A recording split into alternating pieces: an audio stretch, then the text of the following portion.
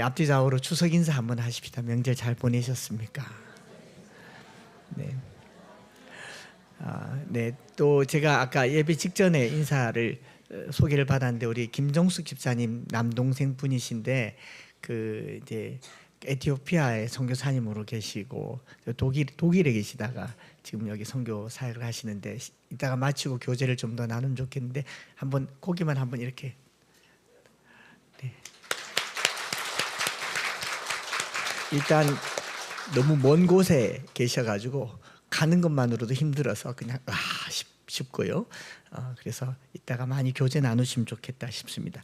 오늘 사도행전 29번째 말씀을 같이 나누도록 하겠습니다. 말씀에 붙잡혀 은혜에 붙잡혀라는 제목으로 오늘이 이제 사도행전 18장이 마게도니아 지역의 도시 중에 마지막 고린도라고 하는 지역에서 1년 6개월간 머물면서 사역했던 바울의 이야기가 기록되어 있습니다. 다음 주에 18장 18절부터 19장 20절까지는 이제 마게도니아 사역 이후로 다시 배 타고 에베소로 가서 이제 안디옥으로 가이사랴로에서 안디옥으로 가는 그 일정만 남아 있고 어찌 보면 바울이 이 2차 전도 여행의 핵심이라고 했던 마게도니아의 마지막 지역이 여기에 기록되게 되어 있죠. 처음부터 기록할 이 사도행전 바울이 2차 전도 여행을 시작한 것은 사도행전 15장 16절에서 비롯된 전도 여행이 시작이죠. 바나바에게 우리가 1차 전도 여행 했을 때 한번 둘러볼까? 오케이 했다가 바나바와 마가와 사이의 갈등 때문에 바나바랑 결별하게 되죠. 처음부터 삐그덕거리던 2차 전도 여행이었습니다. 바울을 세워서 사도가 되겠던 바나바와 결별하게 되었죠. 좋은 모습은 아니죠. 또 육로로 가게 되고 배로 가지 않고 육로로 수리아, 길리기아, 루스드라, 이고니온으로 다니며 복음을 전했습니다. 처음에는 바나바와 갈등을 빚었는데 조금 더 지나 보니까 성령님과도 갈등을 빚습니다. 아시아에 계속 바울은 자기 고향이 길리기아 다소니까 비두니아, 아시아 이쪽에서 복음을 전하려고 하는데 성령님이 계속 막으세요. 그래서 그 막힘 속에서 애를 쓰는데 안 돼서 이제 드로아, 무시아를 지나서 비두니아로 가려고 하다가 드로아에서 이제 마게도니아 사람의 한 사람이 환상을 보게 되죠. 그래서 곧장 그 길로 달려간 것이 2차 전도 여행 마게도니아 사역의 시작이며 이게 유럽 전도의 첫 문이 열리게 된 거고 이 사역 때문에 로마의 기독교가 확산되고 전 세계 유럽의 역사의 대부분이 기독교 역사가 된 것이 바로 이 환상 하나 때문이잖아요. 그래서 바울만큼이나 위대하고 중요한 일을 한 것이 보이지 않는 사람, 무명의 사람, 마게도니아의 환상 가운데 나왔던 그 사람일 것이다 생각을 합니다.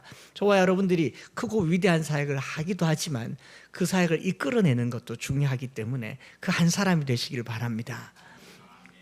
그러다가 이제 마게도니아 지역에 복음이 전해졌고 그 마게도니아 지역에 성 5군데를 가는데 그중에 5번째가 고린도 지역이 마무리입니다. 첫 번째는 빌립보 지역에 가서 이 루디아라고 하는 여인을 만나서 빌립보 교회가 세워지죠.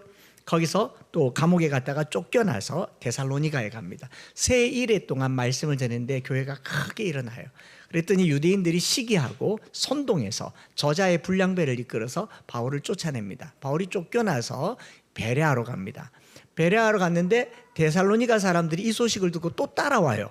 악착같이 따라와서 괴롭힙니다. 이제는 바울이 걸음을 좀 더 크게 해서 아덴으로 갑니다. 320km 떨어진 곳에 여기까지는 못 따라오겠지 하면서 아덴에 갔는데 웬걸 아덴은 이제 우상도 많고 철학자들도 많고 학문과 예술의 중심지다 보니까 복음을 전하기가 너무 쉽지 않은데 더욱이 이 디모데와 실라와 헤어져 있기 때문에 바울이 좀 적적한 시간을 보내는 동안 작정하고 전한 복음의 메시지가 지난주에 전했던 메시지이죠. 그리고 사역의 열매가 그렇게 두드러지지는 않았던 것 같습니다. 몇 사람이 예수를 믿었다라고 되어 있고 이제 오늘 우리 본문의 18장 1절에 아덴을 떠나 고린도에 이르게 됩니다. 이 고린도는 아가야라고 하는 큰 지방의 수도인데 아덴에서 남쪽으로 한 80km 정도 떨어진 곳이고요. 항구 도시입니다. 아덴을 학문과 예술의 도시라고 한다면 고린도는 항구 도시니까 무역을 많이 하니까 상업과 무역의 중심 도시입니다. 아레는 철학과 정치, 예술의 중심지라고도 하고 고린도는 말씀드린 것처럼 상업과 무역의 도시이기 때문에 돈이 많아요. 돈이 많고 돈에 많이 집착되어 있어서 방탕하고 쾌락과 음란을 상징하는 도시. 우리가 잘 아는 뭐 비너스라거나 아프로디테 여신을 섬기는 곳이기도 하고 황제를 숭배하기도 하고 가장 타락한 도시, 뭐 고린도 사람처럼 산다라는 말은 음란하게 산다라는 말의 대명사가 될 정도로 좋은 동네가 아닙니다.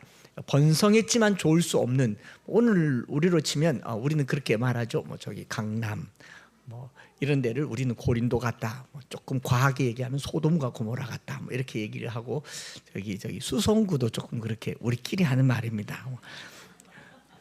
거기만 문 닫으면 뭐 전체 평준화가 이루어질 수 있는 곳이다. 뭐 이렇게 고린도가 그런 곳이에요.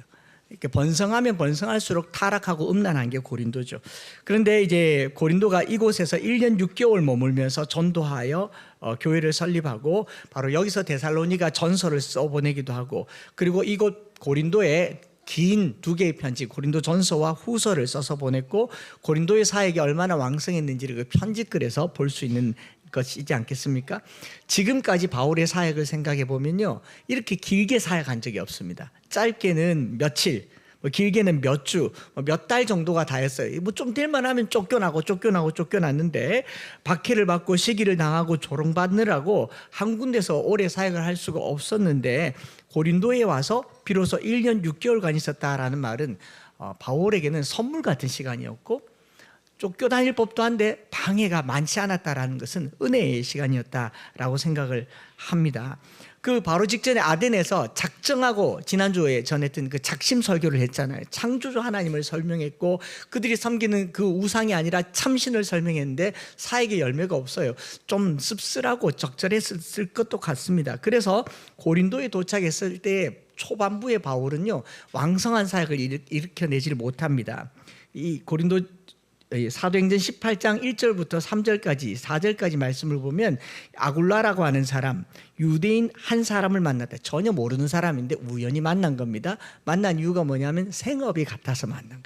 우리가 브리스길라, 아굴라 그러면 바울의 유명한 동역자라고 하지만 이들의 만남은요, 그냥 업이 같아서 만난 동업자들이었습니다. 동업자가 동역자가 된 거죠.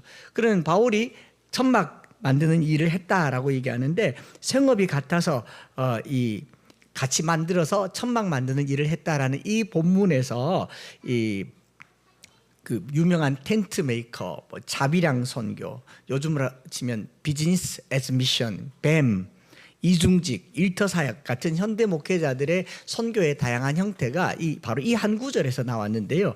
뭐 지금 이중직에 대해서, 목회자 일터에 대해서 논할 여유는 없을 것 같고, 그거 막 뭐 너무 많이 떠들고 얘기를 하시니까 들어보시고 판단하시면 될 것 같고, 바울과 아굴라는 생업이 같아서 같은 공간에서 함께 일하고, 그 업종은 천막 만드는 일인데, 조금 설명을 하면요, 천막 만드는 일이 짐승의 가죽이나 짐승의 털로 직물을 짜서 천막을 만드는, 그야말로 텐트 메이커입니다. 어떤 분들이 말하기를 고대 사람들이 텐트에서 사니까 바울이 하는 일은 요즘으로 치면 건축업이라고 하는데 전혀 상관없습니다. 건축업까지는 아니고요. 그 당시에 돌로 된 집도 있고 나무로 된 집도 있고 흙으로 된 집도 있는데 무슨 텐트 만들었다고 건축업까지 하는, 바울은 아주 유능하고 실력 있는 뭐 탁월한 뭐 돈벌이에 능한 사람인 것처럼 얘기하는데 땡이라고 저는 말할 수 있어요. 고대 유대인들은 자녀들을 양육할 때 아버지가 이 자녀들에게 한 가지 이상의 기술을 가르쳐줘요. 너가 이건 먹고 살만한 그 최저 생계에 해당할 만한 걸 가르쳐 주는 거, 뭐 자전거 타는 법, 오토바이 타는 법, 빵 굽는 법, 고기 잡는 법, 이 정도의 일환으로 천막을 만드는 일을 한 겁니다. 스케노포요스라는 말, 스케노란 말이 천막이란 말이거든요. 텐트란 말이고 이 커튼이란 말인데, 이 텐트 메이커, 천막 만들었다라는 말은 그냥 바울이 가지고 있는 조그마한 기술에 지나지 않습니다. 그래서 이걸 가지고 뭐 평생 직업을 가졌느냐, 그건 아니지 않습니까? 그러니까 이 텐트 메이커라는 말의 선교적 의미를 재해석해 볼 필요는 있다라고 생각을 해보고요. 일시적이었고 잠시였다라고 봐요. 우리가 비즈니스 선교를 하는데, 비즈니스 선교를 하시는 분들이 비중이 비즈니스를 하는 건지 선교를 하는 건지 비지를 먹는 건지 동기가 굉장히 어색하고 헷갈리기도 하거든요. 이거 제가 뭐 선교학을 공부를 했으니까 한번 좀 나중에 기회가 되면 재고해 보려고 하는 부분이기도 하고, 지금은 말고요. 사도 바울의 견해로는요, 텐트 메이커 사역에 대해서, 말씀을 전하는 말씀 사역자들의 텐트 메이커 사역에 대해서는 선명한 기준이 있습니다. 고린도 교회, 여기서 천막 만드는 일을 했으니까 고린도 교회에 사도 바울이 뭐라고 말했냐면 고린도전서 9장 13절과 14절에 성전의 일을 하는 이들은 성전에서 나는 것을 먹으며 제단에서 섬기는 이들은 제단과 함께 나눈 것을 너희가 알지 못하느냐? 이와 같이 주께서도 복음을 전하는 자들이 복음으로 말미암아 살리라 명하셨느니라. 복음을 전하는 것이 바울의 말대로 모세의 율법을 가지고 와서 곡식을 밟아 떠는 소에게 멍에를 씌우지 말라라는 표현으로 고린도전서 9장에 말씀하면서요, 천막 만드는 이 업을 가지고 선교하는 것과 연관시키지는 않았다라는 거예요. 천막 만드는 일을 선교랑 연관시키지는 않습니다. 오늘날 우리 교회가 왜 천막을 만들면서까지 복음을 전해야 하는가, 이 상황을 봐야 되는 거죠. 조금 더 설명을 해드리면요, 여기 생업이란 말이 우리에겐 조금 더 자극적으로 들리는데, 생업이란 말의 헬라 말은 호모테크노스란 말이 있습니다. 호모는 같은 말이고 같다란 말이고 세임이란 말이고, 테크노스란 말은 테크놀리지예요. 기술이 같은 사람. 생업이란 말은 생계를 걸어야 된단 말인데, 이 호모테크노스, 생업이 같단 말을 다른 번역으로 치면 same trade, 뭐 same craft 혹은 involved in same occupation이란 말을 쓰거든요. 그러니까 기술이 같다라는 말이죠. 그게 생계를 결정할 만큼 중요한 게 아니다라는 게 바로 돼 있는데, 우리말 번역이 조금 매끄럽지가 않은 거죠. 기술이 같다, 업이 같다, 동업했다, 이 정도입니다. 그러니까 서로 대화가 통하고 소일거리처럼 일하면서 생계의 도움을 얻었다라는 말이고, 그리고 사도 바울이 장가도 안 갔으니까 뭐 돈이 들면 얼마나 많이 들겠습니까? 연보를 전달하는 거 말고 바울 개인적으로 쓸 일이 별로 없어요. 그러지 않습니까? 요즘 목회자들이 이중직을 얘기한다거나 텐트 메이커를 얘기한다면요, 개인적인 견해는 그래요. 목사님들이 자녀들 건사하기 쉽습니까? 일반인도 어려운데 목회하면서 교회 임대료 내는 게 쉽겠습니까? 특별히 개척교회 목사님들이 뭐 이중직으로 뭐 일도 하고 목회도 한다고 하는데, 일도 안 되고 목회도 안 될 겁니다. 일이 잘 되면 목회를 할 이유가 없고, 목회가 잘 되면 일을 할 이유가 없어요. 그럼 왜 일과 목회를 같이 해야 되느냐? 목회를 할 수 없는 상황으로 만들었기 때문에 그런 거잖아요. 그렇죠? 이게 중요한 겁니다.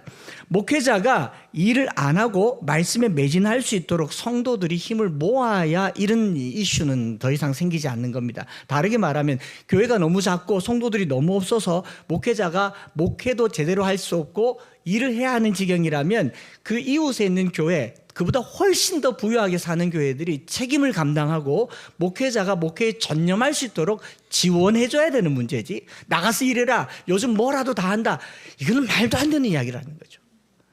그분의 생계를 두고 말한다면 그 생계를 방치하는 중대형 교회가 큰 죄를 짓는 거예요. 이 레위기법으로 치면 형제가 가난하여 손을 떨거든 곁에 두고 그에게 일을 주라고 얘기하잖아요. 이런 부분들에 있어서 저는 말하고 싶은 게, 여기에다가 텐트 메이커를 가져서 바울도 이랬다. 천만에 만만의 말씀요. 바울 일이 많이 안 했습니다. 바로 5절에 넘어가면 일 다 바로 때리치웁니다. 이렇게 말해야 좀 시원하죠. 그 이웃교회 목회자들이 생업을 위해서 교회를 떠나지 않도록 도와줘야 되는 게, 이게 진정한 동력인 건데, 바울이 천막 만드는 일을 아주 잠시 했다는 것을 언제 알 수 있냐면 5절 보면요, 실라와 디모데가 마게도니아로부터 내려왔다라고 돼요. 실라와 디모데가 마게도니아로부터 내려왔는데, 바울이 하나님의 말씀에 붙잡혀 유대인들에게 예수는 그리스도라 증언한 요 행간 말고 줄간에 요 내용이 없어요. 실라와 디모데가 뭘 했느냐, 마게도니아에서, 빌립보에서, 데살로니가에서 연보를 가져왔어요. 바울이 이제 더 이상 텐트 메이커를 할 이유가 없어졌어요. 그래서 스톱하고 다시 말씀에 집중하게 된 지점이 바로 18장 5절입니다. 이 행간을 우리가 읽어야 된다. 왜 알 수 있느냐? 빌립보서 4장 15절과 16절에 빌립보 사람들아 너희도 알거니와 그 마게도니아를 떠날 때에 주고받는 내 일에 참여한 교회가 너희 외에는 아무도 없었느니라. 데살로니가에 있을 때에도 너희가 한 번뿐 아니라 두 번이나 나 있을 것을 보내었도다. 누가 도와줬어요? 빌립보 교회와 데살로니가 교회가 도와줬어요. 또 데살로니가전서 3장 6절에 디모데가 이렇게 말하죠. 바울이 디모데를 두고 이렇게 말하죠. 지금은 디모데가 너희에게로부터 와서 너희 믿음과 사랑의 기쁜 소식을 우리에게 전했다. 뭘 전했겠습니까? 연보를 전했죠. 복음의 소식도 전했지만 필요를 채워줬어요. 또 너희가 항상 우리를 잘 생각하여 우리가 너희를 간절히 보고자 함과 같이 너희도 우리를 간절히 보고자 한다 하니 감사하다라는 내용이지 않습니까? 디모데와 실라가 마게도냐에 내려왔을 때 그냥 온 게 아니라는 거죠. 바울이 천막 만드는 일을 접어도 될 만큼 연보를 보내는 겁니다. 저는 오늘 우리 교회들이 목회자의 이중직과 관련해서 천막 만드는 일, 텐트 메이커 사역을 강조하기보다 사역자들이 텐트 메이커 제가 관로하고 커피 메이커 포함해 가지고 혹시 이걸 들으시는 커피 바리스타 목사님들 굉장히 상처가 될지 모르겠지만 그분들을 두고 하는 말이 아니에요. 그분들이 그것을 하지 않고도 목회를 할 수 있도록 도와줘야 그게 우리 교회의 일이에요. 그게 교회의 일이라고요. 하나님의 말씀에 순수하게 붙잡힐 수 있도록 그것들을 감당해주는 우리 이웃 교회들이 되시기를 바랍니다. 제가 해보니까 그렇더라고요. 제가 만약 어디 가서 돈 많이 벌었더라면 전 장로 됐지 목사 안 됐을 겁니다. 어렸을 적에 이 설날 때 장로님들께 세배 인사를 하러 가면 장로님들이 꼭 물어요. 너는 커서 뭐 될래? 커서 뭐 될래? 커서 뭐 될래? 그러면 제가 막 당당 저는 목사님이 되겠습니다. 탐탁치 않게 생각하세요. 그 옆에 있는 친구가 저는 장로가 되겠습니다. 환하게 웃으세요. 그럼 저는 그래서 장로가 좋은 줄 알았어요. 왜냐하면 헌금을 많이 하고 헌신을 많이 하고 교회에 중요한 역할을 하니까. 그런데 목회자가 된다는 게 그 당시나 지금이나 고생스럽다는 인식이 많이 박혀 있는 것 중에는 이 경제적인 부분인데요. 이것 때문에 일을 하러 가면 장로하는 게 낫죠. 무슨 재주로 교회도 살리고 가정도 살리겠습니까? 그거 아니더라. 목회자가 순수하게 하나님의 말씀을 붙들 수 있도록 도와줘야 된다라는 겁니다. 고린도전서 2장 3절에서도 바울은 내가 너희 가운데 거할 때 약하며 두려워하며 심히 떨었다라고 얘기해요. 고린도에 처음 도착했을 때 약하고 두려워하고 떨었습니다. 사역의 실패와 생계의 어려움 때문에 텐트를 잡을 수밖에 없었어요. 교회가 개척되었을 때 커피를 할 수밖에 없어요. 제가 커피 좀 잘해요. 이제 이 교회가 문 닫으면 제가 갈 곳은 한 곳이 있습니다. 또 제가 가지고 있는 국가 자격증이 있어요. 운전면허증. 제가 4년차 때 교회를 그만둔다고 했을 때 제 아내가 처음 한 말이 운전하면 되지 그렇더라고요. 아니 듣는 택시 운전수 기분 나쁘게 뭐 할 일 없으면 운전하는 것처럼이 아니고 저는 운전을 못하는 지경인 걸 알았습니다. 졸음 운전을 너무 많이 해가지고. 근데 커피는 좀 잘하는 것 같아요. 예, 제가 커피를 좀 천국 가서도 한번 내려보도록 하겠습니다. 네, 좋잖아요. 바울의 초기 사역이 가난하고 약하고 초라하고 떨었어요.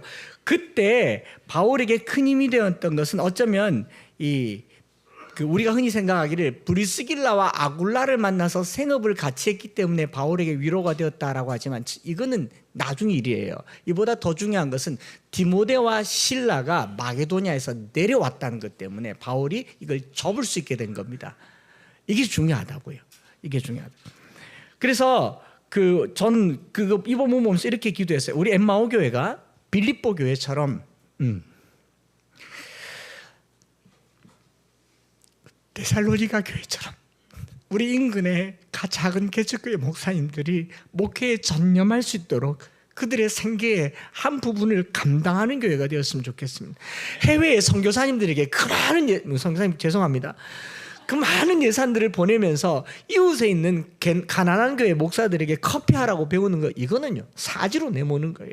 우리가 배운 도둑질이 성경인데 성경을 성경으로 가르칠 수 있으면 뭐 설교가 그냥 어느 아침 뚝 떨어져요? 아니잖아요. 말씀을 잘 전하고 뜨겁게 기도하고 주의 전에 매달려서 살 수 있도록 그의 생업을 돌봐주는 교회, 빌립보 교회, 데살로니가 교회가 우리 엠마오 교회가 되기를 축복합니다. 그래서 더 많이 우리가 비전 헌금 있을 때 뭐 전세도 나누고 뭐 이렇게 좀 나눴잖아요. 크리스마스 때도 나누고 저희 절기 헌금 다 나가잖아요.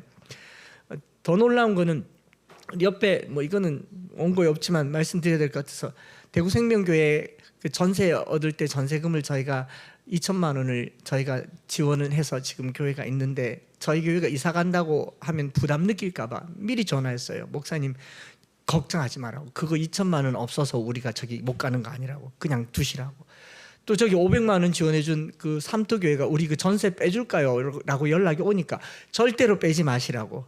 절대로 빼지 마시고 그냥 두라고 했는데 대구 생명교회는 지난주에 2천만 원을 만들어서 들고 왔더라고요. 교회가 이사 가는데 더 못해주진 못해도 전세금은 돌려주겠다고.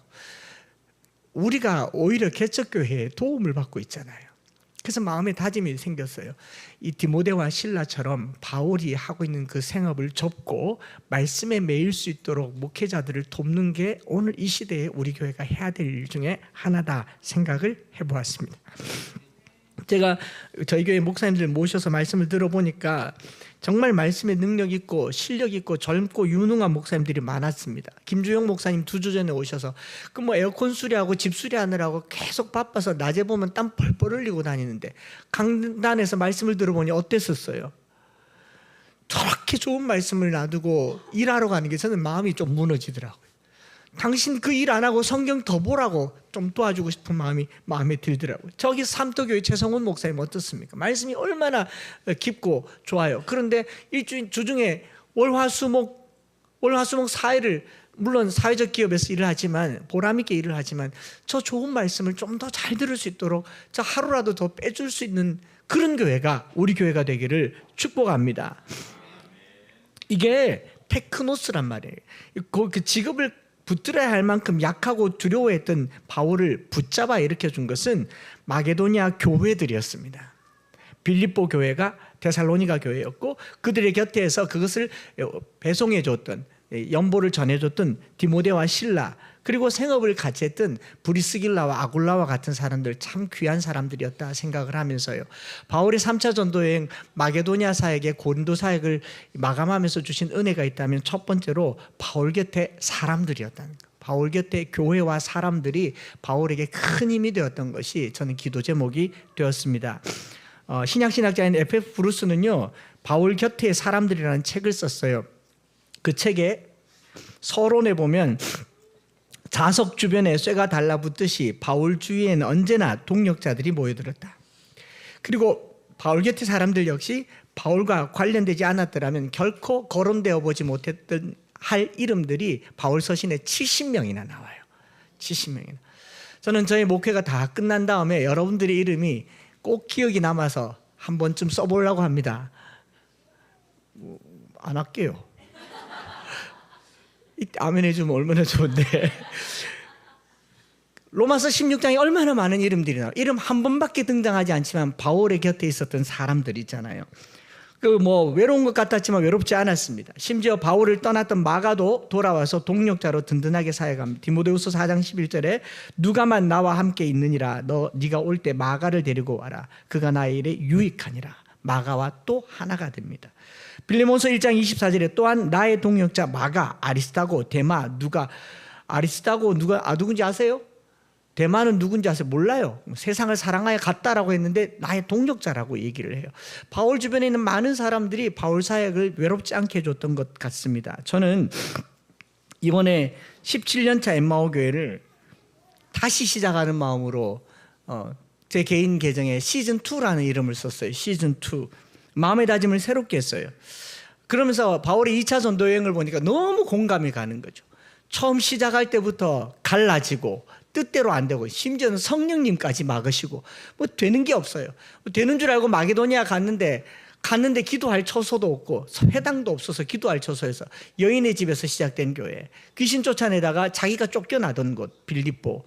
그리고 데살로니가 베레아 계속 쫓겨다니다가 아덴에서 이 고린도까지 왔지만 그 순탄하지 않을 것 같은 순간순간마다 하나님이 주변의 사람들을 하나씩 둘씩은 꼭꼭 붙여주셨다라는 것이 참 은혜가 되었습니다. 지금 우리 이 교회가 4번째 주소지입니다. 처음 교회를 개척하고 설립했을 때 읍내동 1191-1번지입니다. 그래서 저희 교회 전화번호가 311-1191입니다. 1119-1번지가 읍내동 1119-1번지 그 구남탕 목욕탕 3층 교회. 그래서 제가 그때는 어떤 꿈을 꿨느냐, 감자탕 교회 이야기가 좀 그때 한참 유명했으니까 목욕탕 교회 이야기 우리가 하나 쓰자. 못 썼습니다. 1년 반 만에 나왔어요. 나와서 바로 옆 건물 동촌동 969-3번지 3층에서 3층이 높아서 이쪽으로 오기 위해서 2층으로 또 내려왔습니다. 969-3번지 2층. 거기는 콜라텍입니다. 그 마룻바닥에 깔려있는 건 지금도 그 콜라텍 바닥이고 이 스피커는 그 콜라텍에서 쓰는 스피커인데요. 저희가 30만 원 주고 사서 지금까지 잘 쓰고 있습니다. 이거 들고 갈 겁니다. 나쁘지 않잖아요. 그리고 이 건물 동촌동 970-1번지 네 번째입니다. 이제 매천동 184번지로 5번째 이사를 가는데 이 모든 과정이 쉬웠습니까? 안 쉬웠습니다. 쉬웠습니다. 아쉬웠습니다. 그런 쉽지 않은 시간들 속에 돌이켜보면요, 많은 동력자들을 붙여주신 것이 저희 교회의 목회 표와 비전 첫 번째, 평신도를 동력자로 세우는 교회.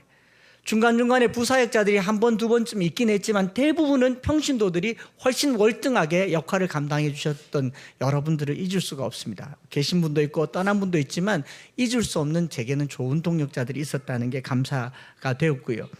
이제 매천동으로 옮기면서 제가 기도했던 첫 번째 기도가 뭐냐면요, 기도와 찬양이 가득하고 예배가 풍성한 교회 되게 해달라고 기도했어요. 하나님, 여기서 하늘을 울리는 기도를 하게 해달라고, 도심형 기도원이 되게 해달라고, 누구든지 와서 기도하는 곳, 기도 소리가 끊어지지 않는 곳 되게 해달라고, 1층이니까 지나가다가라도 들어와서 기도하게 해달라고. 그게 제 첫 번째 기도였고, 금요일은 특별히 금요 집회가 주일보다 더 많이 모이는 곳, 금요일날 기도하러 사람들이 모이는 소문난 교회 되게 해달라고 기도했습니다. 왜냐하면 저 어린 시절에 삼덕교회랑 동부교회 금요기도회가 유명했어요. 1부 하고 커피 브레이크하고 2부 했습니다. 12시 땡 하면 거기 기도하러 갔어요. 그런 것처럼 이 도심에도 기도할 처소가 많아야 되겠다는 생각이 들어서 거기를 두고 기도했고, 두 번째로는 거기 가면서 이런 기도를 했거든요. 하나님, 동력자들을 좀 붙여주십시오. 혼자 걸어왔던 걸음이 조금만 가볍게 해주십시오. 이렇게 기도를 했습니다.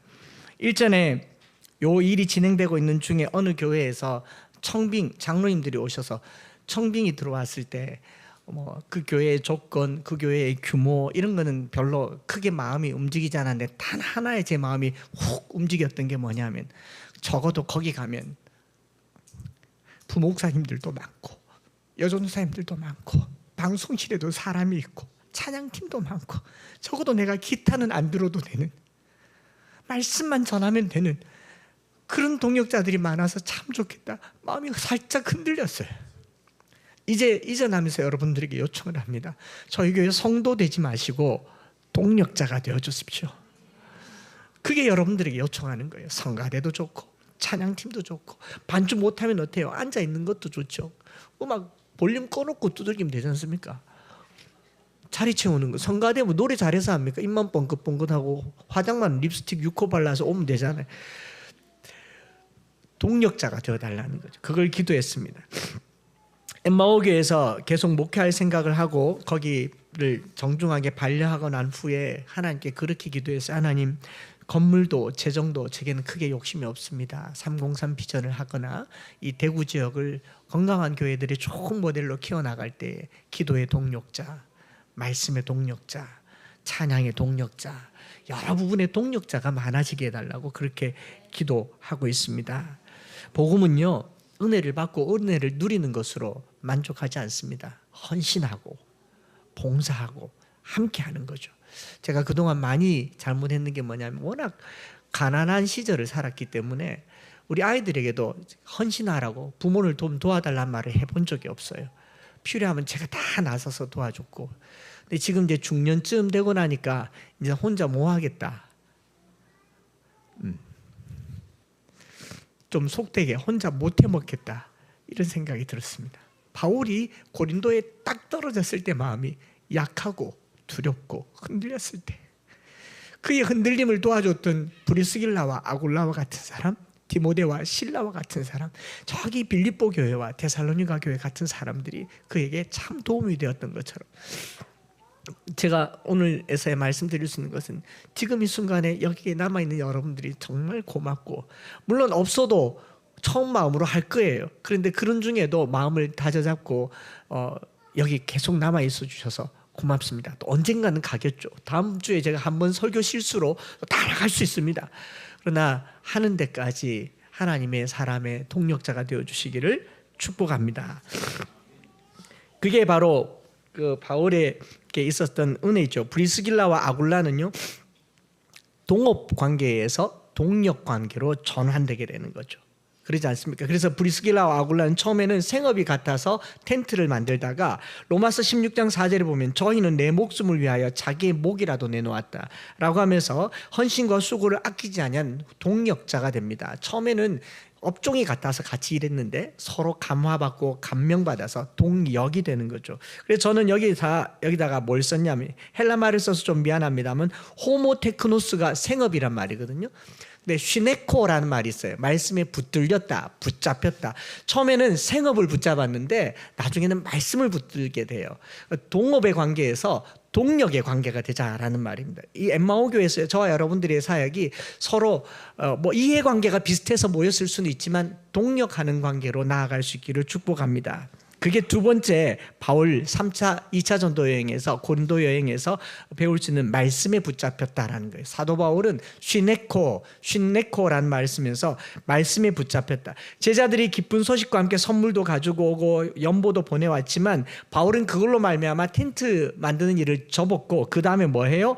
드디어 비로소 하나님의 말씀에 붙잡혔다. 쉰네코라는 말은 occupied with proclaiming in the word란 말을 써요. 하나님의 말씀을 전하는 일에 occupied, 거기 사로잡혔다. 이게 쉰네코라는 말인데 사전적인 의미는요, 단단히 붙잡혔다. 꽉 붙잡혀서 꼼짝을 할 수 없는 상태, 삶의 다른 가능성이 다 차단되어서 이것밖에 할 수 없는 상태를 말해요. 저는 오늘 우리 목사님들이 재주가 많으면 문제가 많아요. 이것밖에 할 수 없는 사람들이 진구가 아니겠습니까? 제가 엊그제 어떤 목사님의 설교를 들으니까 자기 멘토라는 목사님 어떻게 이렇게까지 사셨습니까? 물었더니 그 목사님의 대답이 기도를 많이 했다, 환상을 봤다, 하나님이 내게 이렇게 해줬다, 이렇게 말 안 하고 이렇게 말했다더라. 그것밖에 할 게 없었다. 그것밖에 할 게 없었다. 다 차단된 거죠. 이것밖에 할 수 없게 만드는 거. 이게 하나님의 말씀에 붙잡혔다라는 말입니다. 고린도후서 5장 14절에 그리스도의 사랑이 우리를 강권하시는도다. 우리가 생각하건대 한 사람이 모든 사람을 대신하여 죽었은즉 모든 사람이 죽은 것이라. 말씀에 붙잡혔다라는 게 이런 의미가 아닌가 생각해요. 저와 여러분들이 이제 시즌2 새로운 교회의 모습으로 거듭나기 위해서요, 하나님의 나라를 위해서 또는 교회를 위해서 한번 사로잡혀 보세요. 이제 이게 여러분들의 교회가 되었으면 좋겠습니다. 여러분들이 이거 붙들고 내 꿈을 이루고 비전을 이루고 동업에서 동력으로 나아가는 거, 이게 아니겠습니까?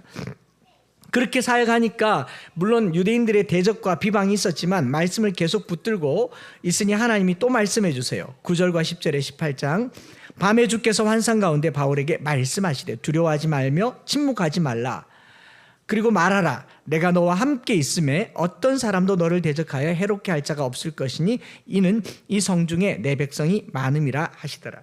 저는 바울이 동력자와 사람들에게만 집중했더라면 아마 이 말씀이 안 붙잡혔을 겁니다. 이 사람들의 도움을 입어서 말씀에 붙잡히는 성숙의 자리에 나가는 거죠. 이게 좀 중요하다라고 생각을 해요. 바울이 사역의 열매를 보고 주위에 있는 사람들을 봤더라면요, 시간이 지날수록 낙심했을 겁니다. 제가 사람이니까 이렇게 막 열심히 사역하다가 잠시 앉아 있으면 아이고 내가 많이 잘못했구나, 허망함이 한 번씩 몰려옵니다. 안 온다고 말하면 거짓말이죠. 제가 성자는 아니잖아요.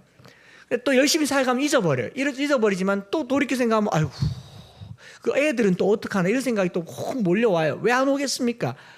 그런데 그것만 바라보고 있었더라면 바울이 낙심하고 좌절하고 여전히 약했지만 바울이 이 순간에 하나님의 말씀에 사로잡힌 자가 됐다는 거예요.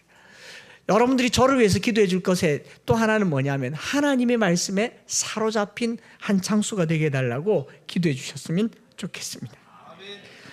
바울이 붙은 것은 사역의 열매도 아니고 동력자들이 또 아닙니다. 내가 이만큼 일했기 때문에 내 열매가 이만큼 크다. 엠마오 교회가 이만큼 잘 됐다. 303 비전이 이만큼 좋다. 이런 게 바울의 마음에 감동을 준 게 아니에요. 말씀에 사로잡힌 자가 되었다.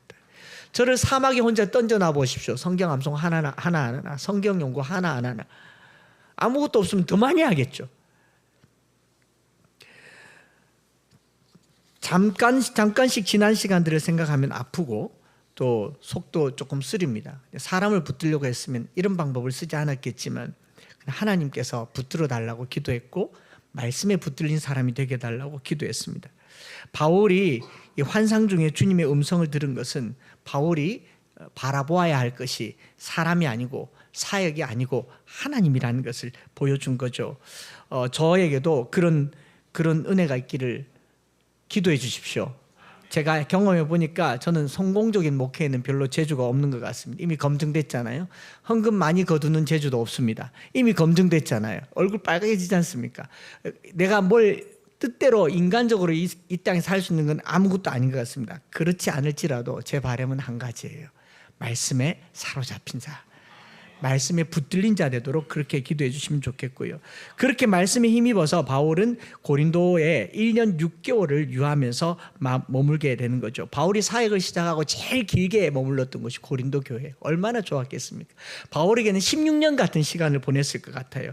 거기서 항구 도시니까 도처에서 많은 사람들이 몰려들었고 그들에게 복음을 전하고 말씀을 전하고 선물 같은 위로의 시간을 보낸 곳이 고린도 교회라고 생각을 합니다. 물론 고린도 교회가 문제가 많아서 바울서 신서에 있는 내용들을 쭉 읽어보면 오늘날 교회가 겪는 모든 문제, 우상에 대해서, 음행에 대해서, 인간관계에 대해서, 은사에 대해서 모든 걸 다 다루고 있지만 이 1년 6개월이 없었더라면 오늘 우리는 고린도 전서 후서를 읽을 기회조차도 없지 않습니까? 특별히 사랑장은 접근도 못했을 거 아닙니까? 이게 하나님께서 바울에게 주신 1년 6개월의 선물인데 저는 굳이 적용하자면 매천동이 저에게 선물 같은 시간 되었으면 좋겠습니다. 제 아내가 한 번씩 얘기해요. 하나님이 선물 하나쯤 주실 때가 됐는데 그래요. 위로와 선물의 시간이 되길 바라요. 주변 사람들은 뭐라 그러냐? 왜 저기 담임 가지 그걸 또 그 무거운 짐을 져가지고 와카노 그렇게 얘기하고 한 걱정을 하는데 저는 한 걱정이 아니고 한 창수입니다. 창성할 창 빼어날 숫자입니다. 믿음에 창성하고 하나님 나라에 빼어났으면 좋겠어요. 그런 시간이 되었으면 좋겠습니다. 마지막으로 바울 사역의 세 번째 우리가 기도하고 싶은 것은 은혜에 붙잡힌 사역을 하였다라고 생각하고 싶어요. 고린도에 1년 6개월 머무는 동안요 그렇게 안 풀리는 사역 가운데서도 하나님의 은혜는 여전히 흐르는 강물처럼 바울에게 시간을 따라 역사하고 있는 걸 봅니다. 가장 먼저 우리가 유념하고 볼 게 뭐냐면은 디도 유스도라고 하는 사람이 예수를 믿게 돼요. 로마인으로서 유대교에 개종한 사람 같은데 18장 7절에 보면 그의 집은 회당 옆이라 라고 얘기하고 있어요. 이게 참 의미 있죠. 회당 옆에 있는 사람이 예수를 믿었어요. 로마인이. 그리고 그 바로 옆에 회당장 그리스보가 예수를 믿고 온 가족이 세례를 받습니다. 고린도전서를 쓸 때 바울이 고린도 교회라고 썼던 그 집은 아마 이 디도 유스도의 집이 고린도 교회가 아니었나 생각합니다. 그러면 회당 옆에 교회가 선 거예요. 이게 좋은 그림은 아니죠. 뭐 절간이라고는 안 하더라도 성당 옆에 교회가 그건 괜찮겠는데요.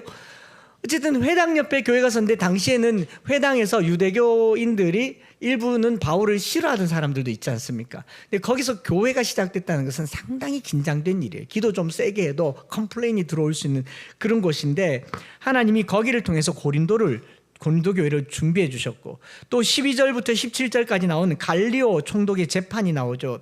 이제 회당에서 안 모이고 회당 옆에서 고린도 교회가 막 왕성하게 일어나니까 회당에 사는 유대인들이 저거 저대로 두면 안 되겠다 하면서 총독 앞으로 바울을 끌고 가서 재판을 하지 않습니까? 그 재판의 내용이 뭡니까? 재판의 내용이 이런 거잖아요. 하나님을 율법을 어기면서 하나님을 경외하는 사람들이라고 권한다. 법정으로 데려가는 겁니다. 이제 소송이 걸린 거죠. 근데 이 갈리오 총독이 12절에 보면 갈리오가 아가야 총독이 되었다라는 게 상당히 의도적으로 기록돼서 그 전에 총독이 바뀐 거죠. 바뀐 총독이 어떤 총독이냐? 이 바울과 기독교에 대해서 호의적이었을 것이다라는 가능성을 이제 성경학자들이 제시하는 거예요. 왜 그렇게 말하느냐면은 이 갈리오는 네로 황제의 가정교사였던 스토아 철학자 세네카라고 들어보셨죠? 세네카의 동생이 갈리오입니다. 그 역사학자들은 세네카와 바울이 복음적인 내용으로 편지를 주고받았던 기록이 있어요. 그러니까 세네카는 기독교를 알았고 세네카는 자기 동생 이 갈리오에게 이제 거기 유대교가 아닌 기독교에 대한 호감을 갖도록 하는데 적지 않은 영향을 끼쳤을 것이라고 하는 것이 합리적인 추론입니다. 그러니까 총독 하나 바뀌었는데 하나님이 총독도 거기 딱 박아두시고 소송이 일어났는데 그 소송이 한꺼번에 끝나버리죠. 18장 14절부터 16절 같이 한번 읽어보십시다. 시작. 바울이 입을 열고자 할 때에 갈리오가 유대인들에게 이르되 너희 유대인들아, 만일 이것이 무슨 부정한 일이나 불량한 행동이었으면 내가 너희 말을 들어주는 것이 옳거니와, 만일 문제가 언어와 명칭과 너희 법에 관한 것이면 너희가 스스로 처리하라. 이러한 일에 재판장이 되기를 원하지 아니하노라 하고 그들을 법정에서 쫓아내니. 이게 왜 중요하냐면 그 유명한 총독 빌라도를 한번 보세요. 빌라도는 예수님 당시에 유대인들이 예수님을 고소했을 때 자세히 신문했습니다. 매도 때렸어요. 그러면서 죄가 없다는 걸 알았습니다. 예수님이 유대인들 대제사장과 장로들이 시기하여서 고소한 것인 줄 알았음에도 불구하고 시끄러운 게 싫어서 십자가에 못 박았어요. 총독의 결정이 정말 그 객관적인 법의 실체, 법적인 내용을 떠나서 죽일 수도 있는 권력과 권한을 가진 사람이 총독인데, 갈리오가 총독이 되고 나서 어떻게 합니까? 바울이 입을 열고자 할 때 가만히 있어봐라. 바울이 입을 틀어막고 너희들 가. 저는 이게 은혜라고 생각해요. 바울은 감옥에 갇혔을 때도 은혜로 옥문이 열리고 은혜로 복음을 전했습니다. 바울은 그 험난한 세월을 보냈지만 은혜가 아니었던 적이 단 한 번도 없습니다. 오늘 우리가 신앙생활하는 것은요, 평탄하고 형통한 길을 가는 것만이 목적이 아니에요. 험한 길을 가도 은혜가 있다는 것을 잊지 마시기 바랍니다. 저기 가는 거 험난한 길이에요. 훨씬 험난할 수 있습니다. 그러나 저는 확신합니다. 은혜가 있다는 것을 믿습니다. 저는 말씀 마무리하면서요, 저의 지난 삶을 봐도 은혜라고 생각을 하고, 제가 추석 끝나고 난 다음 목요일 날 고대병원에서 이제 진료를 하러 갔는데, 이 심장을 어제 그 올포원에 CBS에 나왔다 그러더라고요. 그 심장을 이렇게 전기 충격해가지고 박동을 바로 했는데 하루 만에 다시 부정맥이 되니까 의사 선생님이, 전 목요일 날 가서 한 번 더 이렇게 지질 줄 알았거든요. 근데 의사 선생님 말이 이게 너무 오랫동안 부정맥이 되어서 이게 제 박자를 땡겨낼 힘이 없다. 그래서 시술을 합시다 하면서 10월 말로 날 잡아주시더라고요. 한 달 동안 약을 끊고 준비해야 되니까 한 달의 시간을 이렇게 주는데, 이게 제가 살면서 제가 결정하고 선택할 수 없는 일이 제 안에서 계속 일어나고 있잖아요. 병도 모르고 살았어야 될 게 발견되고, 의사도 모른 채 살아야 될 게 이렇게 연결되는데, 이 교수님이 엊그제 올라가니까 처음 말이 뭐냐면, 목사님 롬파리팔 제가 다 읽었습니다. 읽어보니 목사님은 환경적인 요인이 큰 것 같습니다. 그 어린 시대를 보내면서 지금까지 살려면 심장이 무리가 안 가고는 안 되는 거예요. 시술하십시다. 그렇게 시술이 결정이 난 거죠. 또 제가 알고 보니까 이 교수님이 우리나라 심방세동 시술로 전극 도자 절제술을 최초로 우리나라에 도입해서 시술하신 분이고, 지금까지 16,000사례를 했대요. 전문가죠. 이런 전문가를 제가 만날 수 있겠습니까? 그분이 올포원에 나오셨어요. 제 옆에 앉으셨어요. 제 손목을 짓매가더니 이거 심방세동이 오래됐네. 다음 주에 한번 와보세요. 그렇게 지금 종합병원 가기가 쉽습니까? 서울의 병원 가기가 쉽습니까? 지나간 시간들을 이렇게 복귀해 보니까 다 하나님의 시간표 속에 있더라고요. 미국의 밀워키 집회로부터 시작해서 새롭게 하소서, 또 롬파리팔, 올포원, 그리고 아직 여러분들에게 말씀 안 드렸지만 11월에 있는 또 하나의 일정까지 하나님이 순서 하나 어긋나지 않게 차근차근 놓고, 그 11월 집회하기 바로 전에 심장 시술까지 삶이 모든 것이 간증이 되게 만들어 주셨는데, 제가 만든 간증이 아니라 하나님이 간증을 써주세요. 저는 우리 엠마오교회 성도들이 엠마오교회에서 신앙생활하는 동안 여러분들이 이 교회로 말미암아 간증거리가 많아지기를 축복합니다. 이게 은혜라는 거죠. 은혜의 삶인 거죠. 사도 바울은 말씀에 사로잡혔고 은혜에 사로잡혔고 동력자들로 둘러싸인 삶을 살았어요. 우리 한 주간 둘러보십시오. 내 주변에 좋은 동력자가 있으면 감사하시기 바랍니다. 그러나 거기 너무 매이진 마세요. 말씀에 매이세요.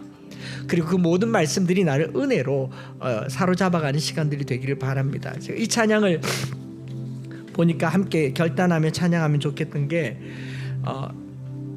나의 평생에 가장 복된 일은 내가 예수님을 만난 것이라. 바울을 묵상해 봤어요. 바울이 예수님을 만난 게 과연 복된 일일까? 안 만났으면 훨씬 잘 나갈 사람입니다.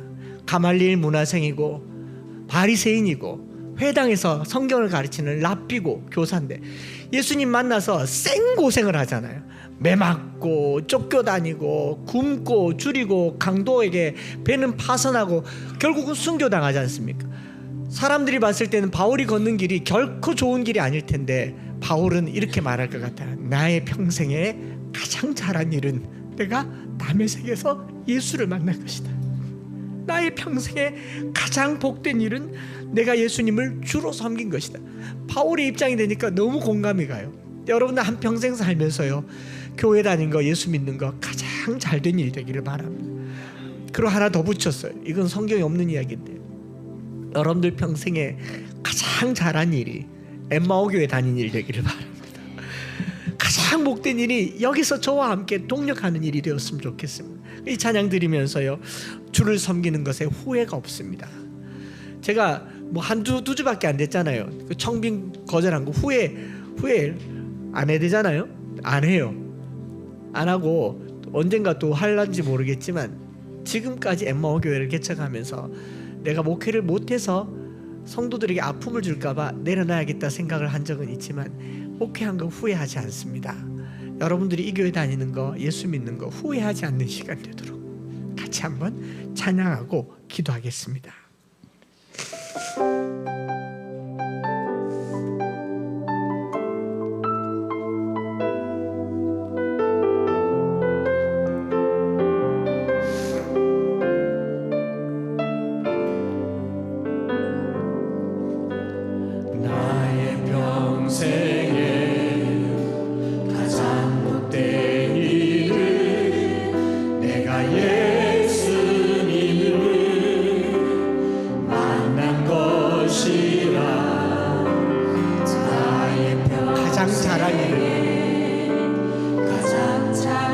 내가 예수님을 주로 섬긴 것이라. 이 세상 살 동안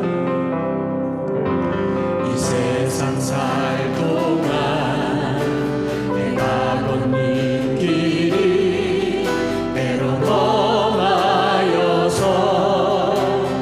넘어질 때도 주의 강한 손이 나를 붙드시니 나는 예수님 주로 섬기며 살리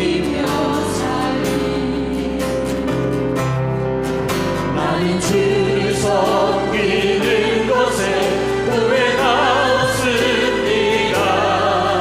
내가 걸어온 모든 시간 나 주의 은혜 내가 걸어갈 모든 날 주만 섬기며 살리 오직 예수 이름 부르며 살아가리라.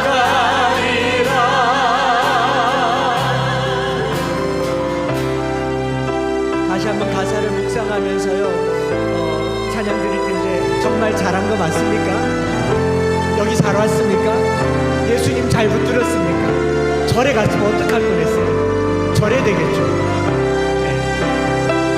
오늘 우리가 예수 만난 것이 내 생에 가장 좋은 일입니다. 평생 주를 섬기며 살겠습니다. 이것이 우리에게 간증이 될 수 있기를 바랍니다. 다시 한번 고백하겠습니다. 나의 평생에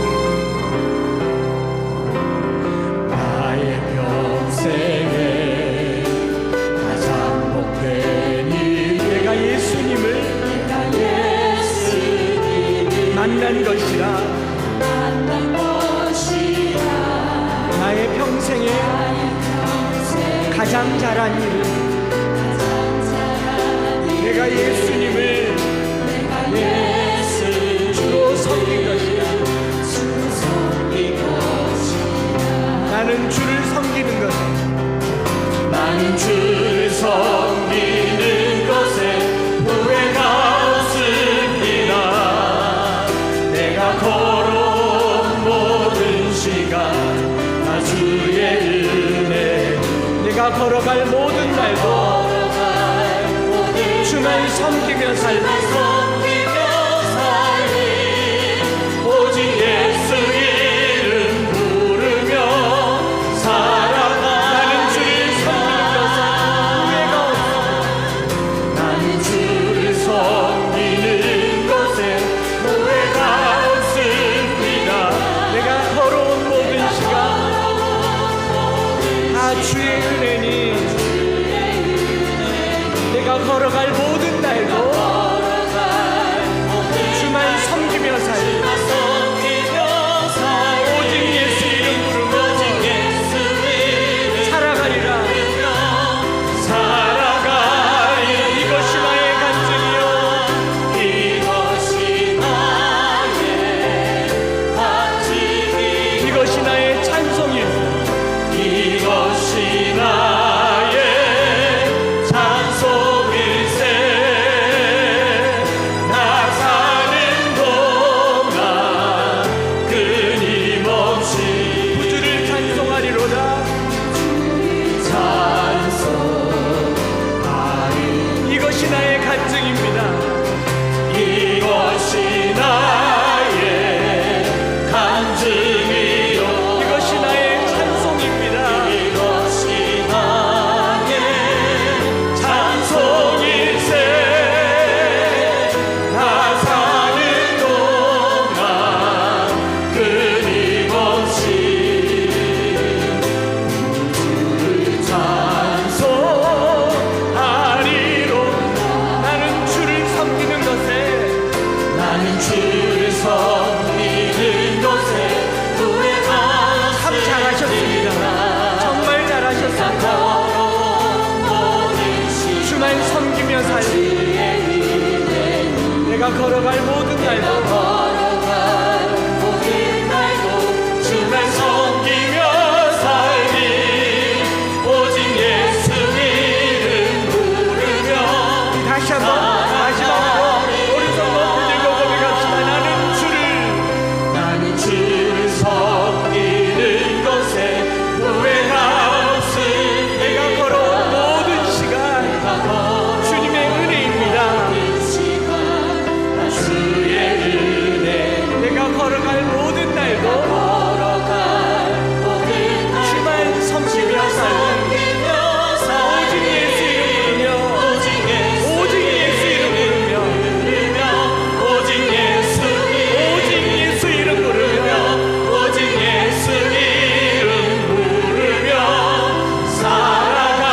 살아가리라. 우리 시간에 예수 이름 주의 이름 부르면서 한번 합심해서 기도하기를 원하는 것은 결코 순탄하지 않았지만 동역자를 붙여주셨고 우리를 붙들고 있는 것이 환경이 아니라 말씀이었고 또 그 말씀이 흐르는 모든 곳에 은혜가 있었어요.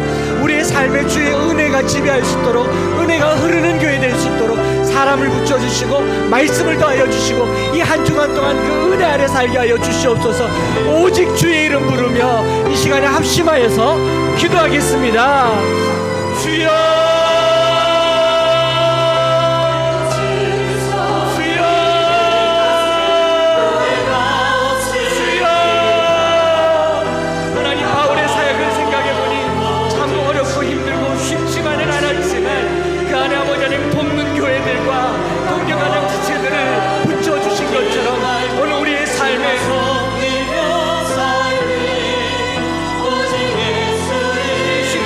삶에 주여 사람을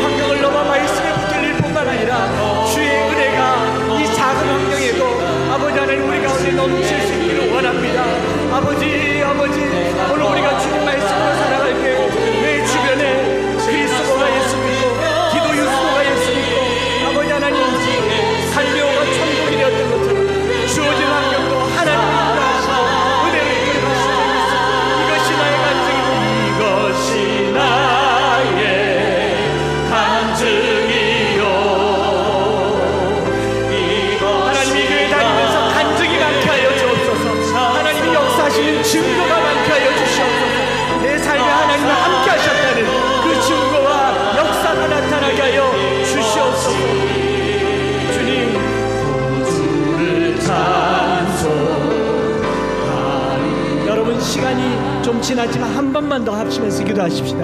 우리가 11월 28일에 이제 마지막 다 대출과 잔금을 하기로 했지만 하나님 원하시면 더 빨리도 하실 수 있는 줄 믿습니다.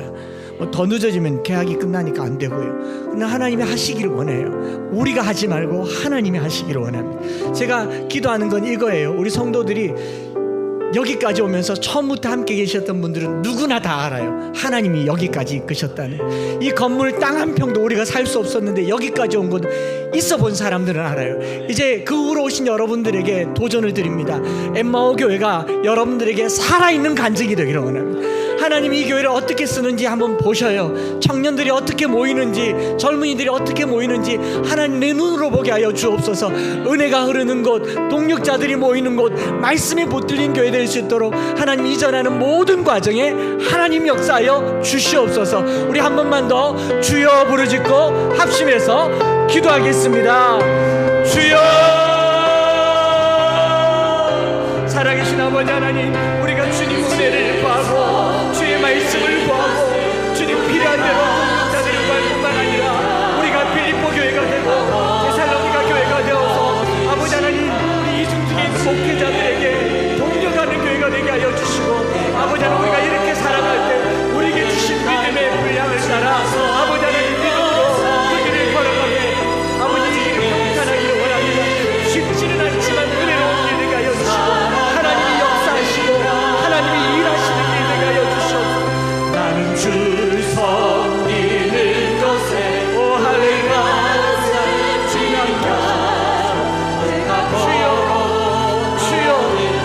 주여 우리 교회에 역사하시고 은혜를 하여 주셔서 이 길이 사람이 걷는 길이 아니라 하나님이 베풀어 주신 은혜의 길 되기를 원합니다. 우리에게 귀여운 기도 뉴스가 아버지 하나님 그리스도가 아버지 하나님 갈리오가 있게 하여 주셔서 우리 삶 속에 하나님 역사하시는 증거가 많게 하여 주시옵소서.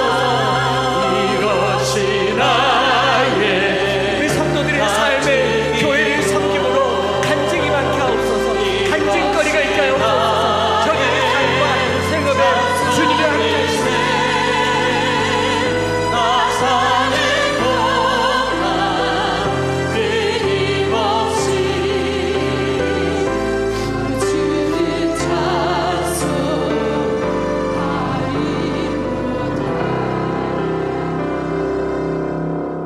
하나님, 부르심과 환상 가운데 주님의 길을 걸어갔지만 결코 쉽지 않은 걸음을 걷고 있는 바울을 보면서 우리도 예외일 수 없다 생각합니다. 예수 믿고 사는 게 마냥 꽃길 걷는 것이 아닌 것을 다시 한번 생각해 봅니다. 우리 길이 꽃길 아니고 가시밭길이라고 해도 은혜가 있다는 것을 잊지 말게 하여 주옵소서. 외롭게 가는 것 같지만 동력자가 있다는 것을 잊지 말게 하여 주옵소서. 무엇보다 우리가 생업의 메인 자들이 아니라 말씀의 메인 자들이 되기를 원합니다. 먹고 살기 위해서 사는 거라면 굳이 우리가 주님을 찾을 이유가 무엇 있겠습니까? 하나님, 생업을 넘어 동업을 넘어 동력이 되게 하여 주시고 말씀에 사로잡힌 우리 모든 성도들 되기를 원합니다.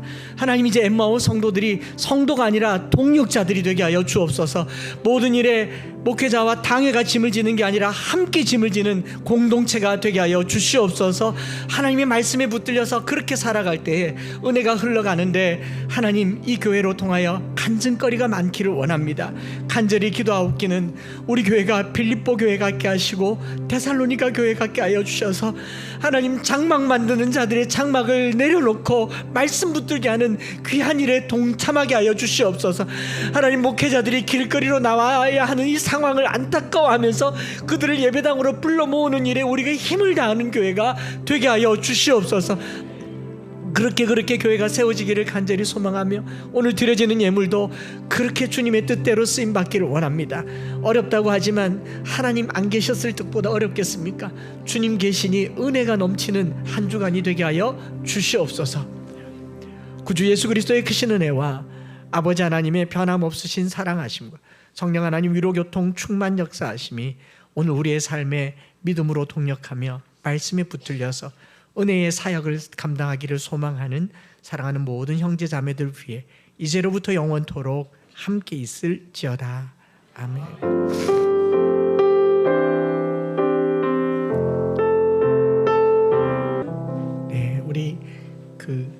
예배는 마쳤는데 그래도 다시 기회가 없을 것 같아서 우리 에디오피아 선교사님 앞에 조금 모셔서 인사 교제를 좀 하면 좋겠다 싶으면 소개를 좀 해주셨으면 거기 직접 말씀을 좀 해주시면 좋을 것 같아서 네, 두 분 우리 앞으로 좀 모시고 또 박수하면 좋겠습니다.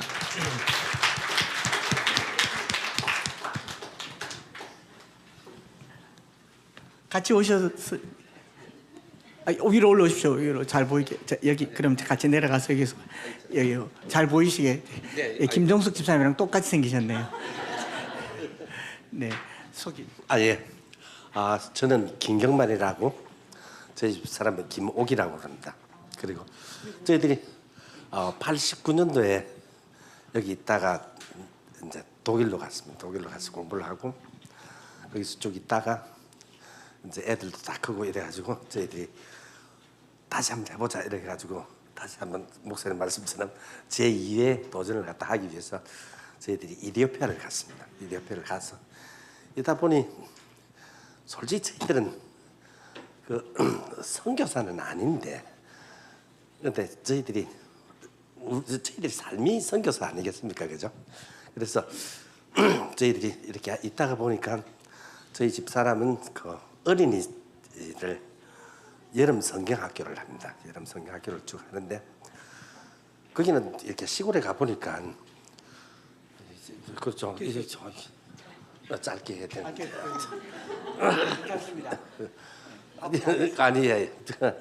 아니 그러니까 시골에 가니까 이렇게 전기도 없고 아무것도 없는 거예요. 그래서 처음에 이제 저희들이 하게 된 동기가 가서 이제 이렇게 솔라를 달아줬어요.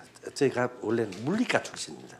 물리학을 하다가 그래서 좀 알죠. 그래서 이제 달아주고 거기 가서 보니까 애들이 아무것도 안 하는 거예요. 그러니까 방학 동안에 아무것도 안 하니까 이 사람이 여기다가 여름 성경학교를 했으면 좋겠다 이렇게 해가지고 마음을 먹고 그냥 했죠. 그냥 했습니다. 그냥 하니까 옆에서 이제 다른 교수님 사모님들 뭐 또 여러분들이 또 다 같이 해가지고 잘 했어요. 그래가지고 쭉 하고 또 거기에 무슨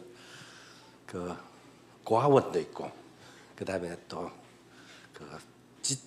뭐죠 오티즘 뭐죠 자폐아들이 있어가지고 거기서도 이제 뭘 하려고 그러는데 저는 이거는 꼭 한번 해보고 이야기를 좀 드리고 싶습니다.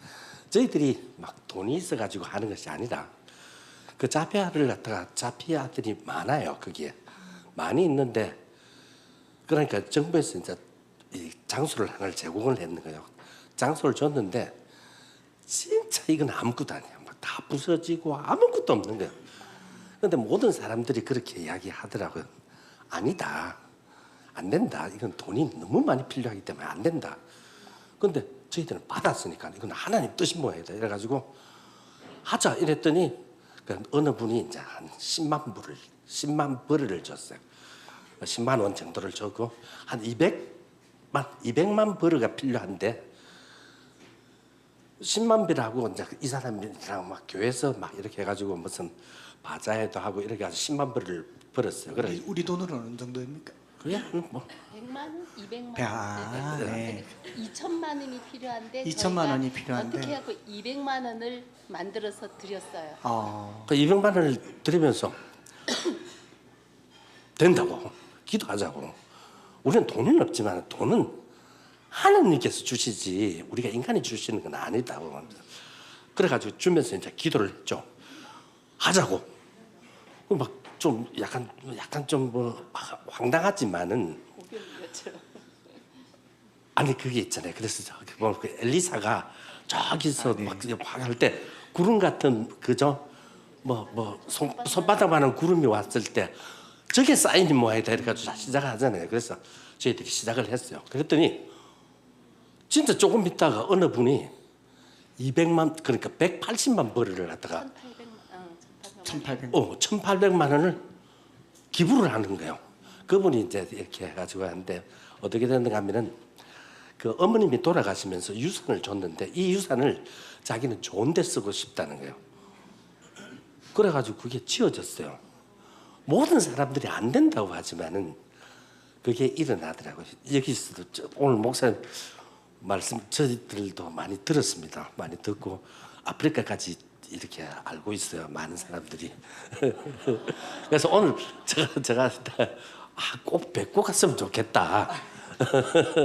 어떤 분인가 그런데 진짜 여기서 진짜 대구에서 경북에서 대한민국에서 진짜 크게 모든 사람과 진짜 동력하면서 할 일이 많잖아요, 그죠? 아까 말씀하셨다시피 뭐 저기까지 갈 필요는 없습니다. 여기서부터 시작하는 거. 그러니까 여기서부터 시작해가지고 진짜 크게 마음껏 진짜 기타 본인이 치지 않으셔도 될 만큼 그렇게 부흥되는 교회가 됐으면 좋겠습니다. 감사합니다. 김옥 선교사님 한 아니, 말씀해 저- 주세요. 괜찮습니다. 아니 한 말씀해 저도요? 주세요. 네, 목소리라도 듣게. 저희 고모가 여기서 대구에 사신 지 오래되셨는데 요즘 들어서 이렇게 저희 가족 단톡방에서 이렇게 남기시는 말씀이 되게 은혜롭더라고요. 그래서 되게 변화를 받으시는데 어느 날 책을 주시더라고요. 지난번에 왔을 때 롬파리파를. 그래서 그 책을 읽었는데 또 목사님을 뵙고 정말 좋은 교회를 만나서 너무 감사하다는 생각을 하고 오늘 꼭 뵀더니 정말 저희들 삶 너무 감사해요. 이렇게 말씀에 붙잡혀서 그 가운데 삶이 정말 하나님의 간증이 되어져 가는 삶들이 너무 아름다운 것 같습니다. 네, 김경만 선교사님, 김옥 선교사님 에티오피아에서 살아가시는데 저기 필그림 선교교회, 필그림 선교교회에서 이렇게 선교 사역을 함께 동력하고 계시고 제가 11월에 또 필그림 교회를 갑니다. 근데 필그림 교회가 교회 이전 특별 집회를 한다는데 이전은 우리가 하는데 자기 특별 집회를 해달라 해서 제가 은혜 좀 받아오려고 가는데 어쨌든 이렇게 인연이 많이 돼서 너무 감사하고 식사하면서 교제 많이 나누시면 좋겠습니다. 박수하겠습니다. 네, 이제 점심 맛있게 드시고 교제하시면 되겠습니다. 오늘 커피 드리겠습니다. 커피.